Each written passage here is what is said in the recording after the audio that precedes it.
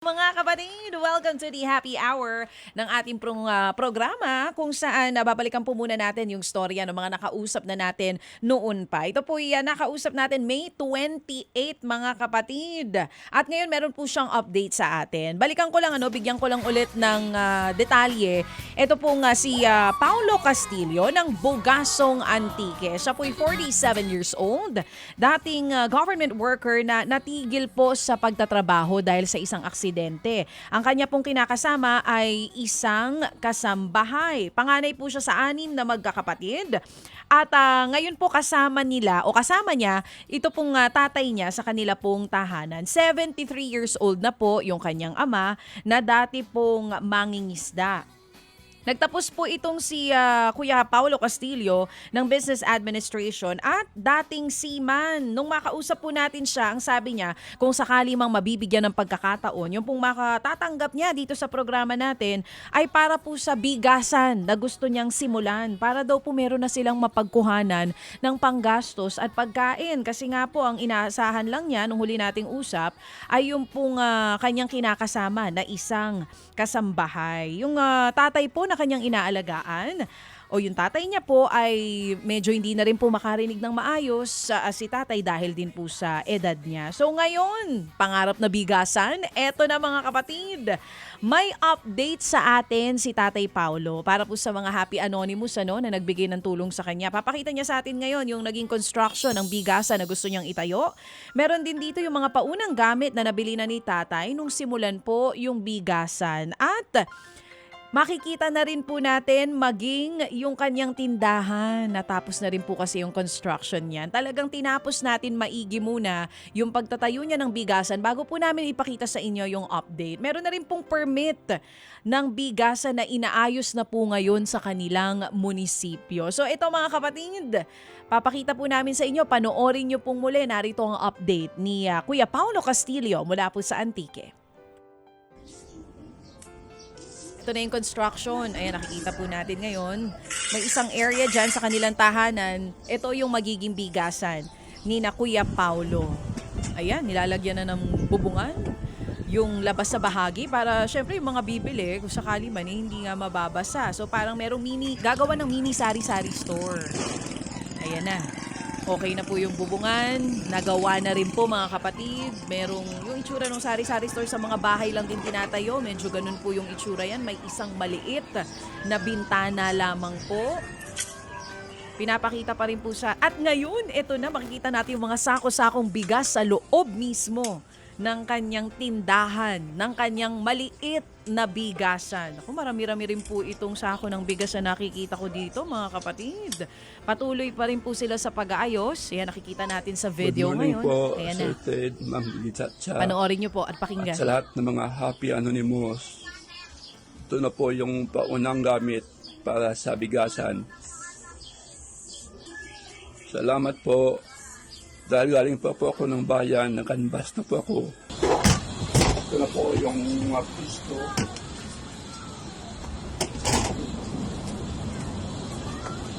Para po sa aking Pinakukuha ito ng permit siya eh. salamat po sa lahat. Nung ating po nakausap itong si Paulo, sinabihan ko siya na kumuha ka ng permit para legal. Ngayon, meron siyang baby girl, meron siyang signboard kasi nga legal siya. Meron siyang balikan mo yung signboard, balikan mo. Ayan, bigasan ni Brad ang pangalan. Ang galing kasi nga si Brad Jeff. Kasi nga nanggaling ito doon po sa The Daily Brad. Yes. No? Bigasan ni Brad. Ang galing. Wow. So meron siyang signboard rito at kumpleto siya ng mga dokumento, girl, ha? Legit po na bigasan Opo. ito. May permit. Permit, po, at lahat ng kanilang ginastos para maitayo ito hong kanilang bigasan na ito. O, di ba nakakatuwa? Oo, at mismo ho yung mayor's permit nila, tama yung yung kumbaga, merong mabuti walang mukha ng mayor, ha? Bakit yung iba meron? Meron. Okay, meron pa siyang Fire safety. Ito sinasabi natin. Haggard. Di ba? Lahat na ho ng, kumbaga, magtatayo ka lang po na napakasimpleng bigasan, napakasimpleng sari-sari store. Opo, hingian ka ng sanitation permit, fire safety clearance, opo, lahat na po. Lahat na ng permit. Kala mo, Oo. ang laki-laki ng kikitain mo Oo, nang itatayo mo. Para ka ba nagtatayo ng condominium? Yun na nga. Naku po, dadaan ka Anyway. talaga sa butas ng karayom. Anyway. Pero, tapos na niya lahat. Opo. Pero ito hong ating mga gustong-gusto ho talaga maghanap buhay. Opo, sa ating pong ugnayan sa kanila para kumbaga walang issue. At legal ang lahat, sila po'y nasunod. Ibig sabihin, ang galaw sa mundo ay patas. Diyan po tayo humahanga sa mga tulad po nitong si Paulo. Okay, kausapin po natin si Paulo Castillo ng Bugasong Antique. Paulo, magandang umaga. Kasi umaga po, Sir Tate, Pambit, at sa mga Happy Anonymous po. Opo. Kumusta si Papa mo? Okay naman po, video ngayon kasi sa amin maulan na bagyo. Oo nga, maulan dyan sa area ninyo, no? Di ba yung mga kapatid mo, ilan doon yung hindi rin nakakalakad? Opo. Oo, nakita ko, di ba, ang kanilang picture nga dito silang lahat, no? Opo, ay yung isa po nakakatayo, yung babae, meron siyang walker, So, no? bali, apat sila Opo, na hindi meron siyang parang nakakalakad. tungkod. Oo. Oo. O sige, so Paulo, salamat na marami ha. Salamat dito sa iyong update na ito. Natutuwa kami dito. Kami lubos na nagagalak dito sa iyong pagtupad sa ating usapan at ito nga simula na ng inyong negosyo. Kumusta naman so far? Natapos na itong iyong pwesto? Meron ka ba bang stock ng bigas mo? Bali yung unang set na stock na yon, bali paubos na po yon dahil siyempre minsan naman bibili sa akin. Tapos, yung natira ko ngayon dito is lang 25 kilos sa itong natira na bigas sa akin ngayon na unang pili ko noon. Na kapital noon is 11,000 pero 50. Mm-hmm. So matotal yung tubo ko ngayon is mga kulang-kulang 1.5 na pero kasama yung natira dito. So abot ko 2,000 plus yung tubo ko kung maupos sa lahat ko. Magkano po ulit aabutin ng tubo, sir? Mga mahigit 2,000 plus po, ma'am. 2,000. Oo, Kikita oo. siya ng Ilang 2,000. ilang araw bago mo kitain yung 2,000, Paulo? Kasi sa tet po, hindi naman minsan na araw po may bibili. Siyempre, mga 3 linggo siguro yun, mga kaya po niyo.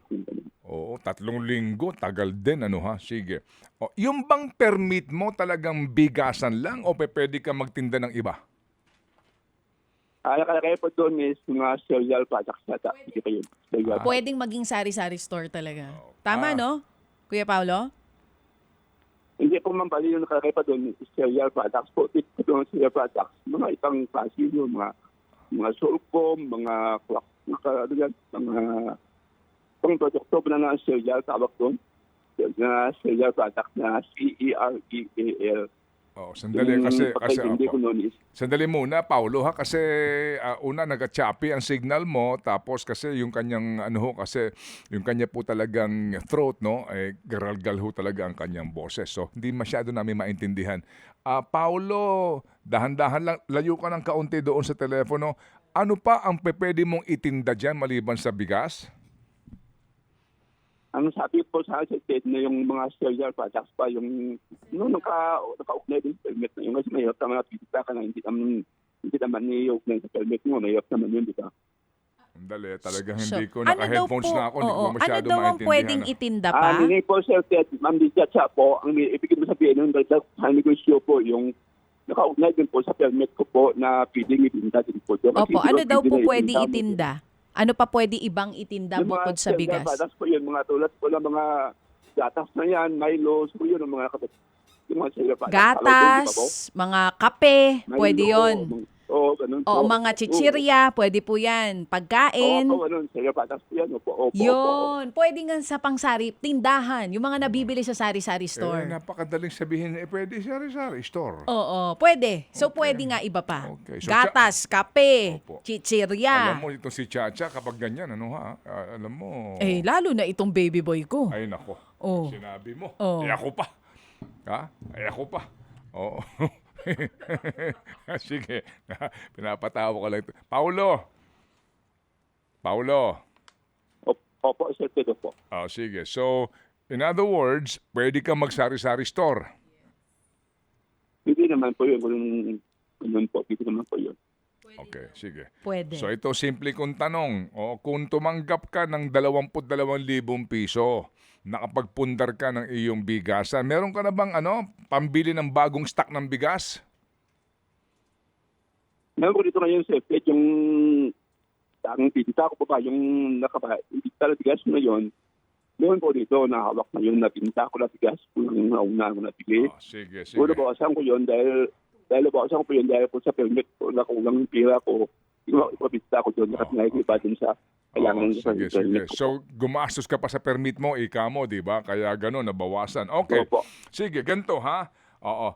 Kung sakasakali, magkano ang kailangan mong puhunan para ka makapagpundar ng kahit pa paano ay gatas, kaunting gatas dyan, mga shampoo, sabon, at ilang pang pwedeng produkto na maibenta mo dyan sa iyong bigasan na yan. Mga magkano kailangan mo? Ito lang kaya naman po na hingi tayo ng ganyong kalaki. Sa akin naman yung tama na pa na kaya natin na gampanan yung kahit ganung kalaki kapital na yun. Ito na yun po, di pinalaki talaga dahil Sa mahirap naman madaling yun ako salita, yun. sinasabi ni Kuya Paulo, kahit magkano po yan, Okay, tatanggapin sige. ko. 500 nasabi. pesos. Pwede pa rin. Hindi map yan, sir. Hindi map po yan.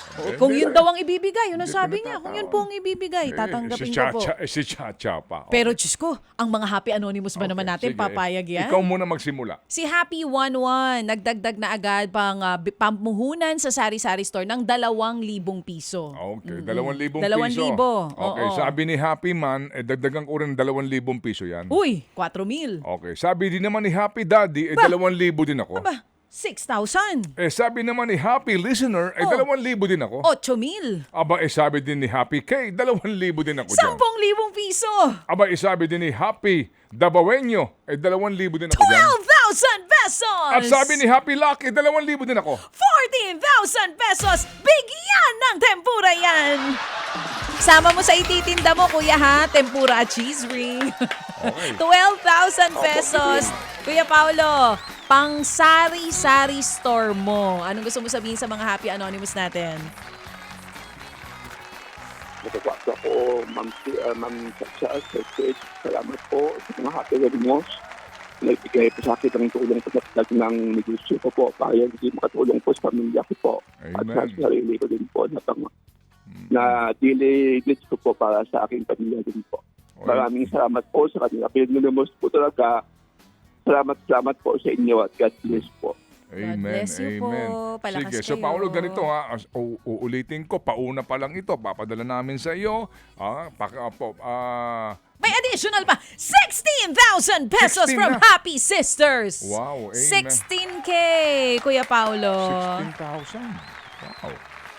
Pero Sir Ted, kung meron po sanang tawag dyan, kung simple kung maging isali store na dadagal po natin, simple kung gusto ko tignan sa mga soft drinks, mga Soft drinks, yes. inondin po ba? Oo. Oo Idagdag naman. mo na yun. Walang Oo. Kaya nga problema. ng refrigerator dyan, di ba? Hindi, may wala kang palamig na pang-rip mo, di ba? Sige, basta ikaw nang bahala doon. Kung anong gustong itinda. Pakita mo lang sa amin itong pagsisimula na ng iyong bigasan ulit at saka itong iyong sari-sari store. At muli kaming tatawag, hindi kami nagsasarado ng pintuan dito dahil pagpapalain at pinagpapala ang tulad mo, Paulo. Okay? Sige. Alright. Maraming salamat po, Sir Ted, Ma'am Dita, at Happy Anonymous po. Amen. Salamat po. Amen. Thank you. Salamat na marami.